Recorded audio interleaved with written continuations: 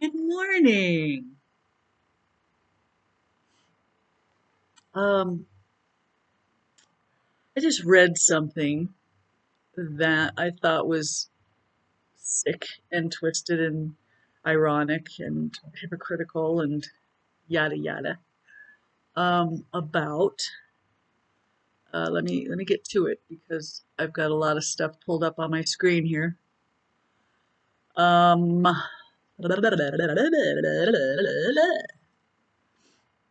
it says, let me get back to the news article. Um, every day I I get really frustrated, like I'm sure many of you do as well, because of the sadistic actions that the FOTUS does on a daily basis. Him and his sidekick, Felonia.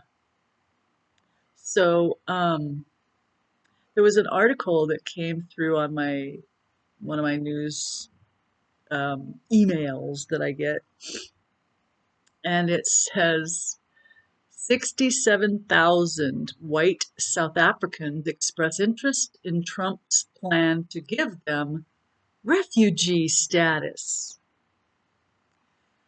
And I'm thinking, okay, well, there's a key word in that sentence, and the key word is white. So, and of course, we know who is from South Africa, and we know that whole scandal and everything. But so I went to check a few other news articles just because I kind of like to double and triple check the information to see, first of all, if I'm comprehending, if I'm comprehending it properly, and if it's pretty much, I don't know, accurate information across the board. And it says in this one article I pulled up on CBS News, uh, Mr. Trump's offer of safe refuge for Afrikaner farmers. And it says that tension has been exacerbated by South Africa's case at the International Criminal Court, where it has accused close U.S. ally Israel of committing genocide against Palestinians in the war-torn Gaza Strip. In a Friday post on his own Truth Social platform, so another one I don't subscribe to, Mr. Trump once again offered safe refuge to Afrikaner farmers who feel unsafe in South Africa. That came after, on February 7th, Mr. Trump signed an executive order accusing the South African government of adopting racist laws that discriminate against Afrikaners, an ethnic group made up primarily of the descendants of Dutch settlers who started arriving in the country hundreds of years ago and now amount to about 13% of the population. He specifically called out a law that was passed to allow the government expro- expro- expropriation, whatever, of some privately owned land without compensation. They can take it back if they want. Um, Kind of like BLM land is here, I guess, maybe.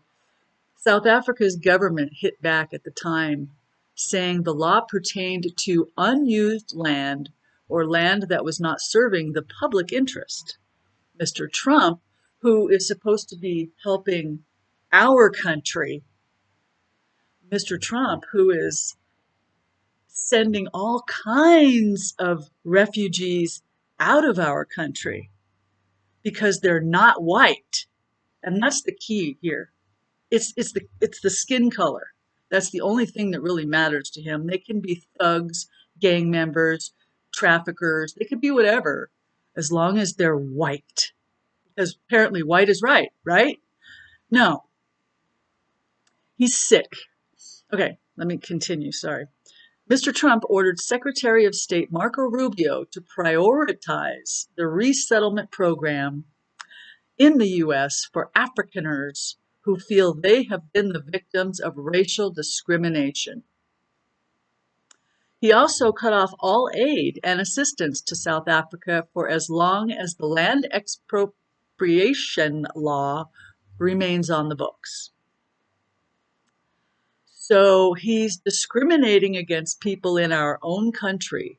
He's destroying our own country, which, um, I'm pretty sure I remember him saying on several occasions how, you know, he's putting the United States first.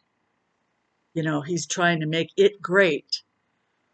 But really, this is kind of a clue into his sadistic mindset of how, wow, how bigoted he really is, I guess. Um, and truthfully, as sickness goes, this man needs to be institutionalized and not getting like the keys to the safe at the White House. This man needs to be in prison. He doesn't need to be making laws and rules that are affecting everyone the way he has been doing. I feel like I'm a victim and I'm a white woman. I'm a victim of this man. I lost a business because of him. I was trying to set up my retirement so I could, live it out kind of in peace and not have to live in a shitty apartment and, you know, all that stuff. But because of Donald Trump, I had to give that business up. And I'm not going to go into detail, but these are the little things that are growing into really big things. And um, I'm not sure how this is going to end. I don't think it's going to end well, and I'm not sure if I'm going to stick around to watch it.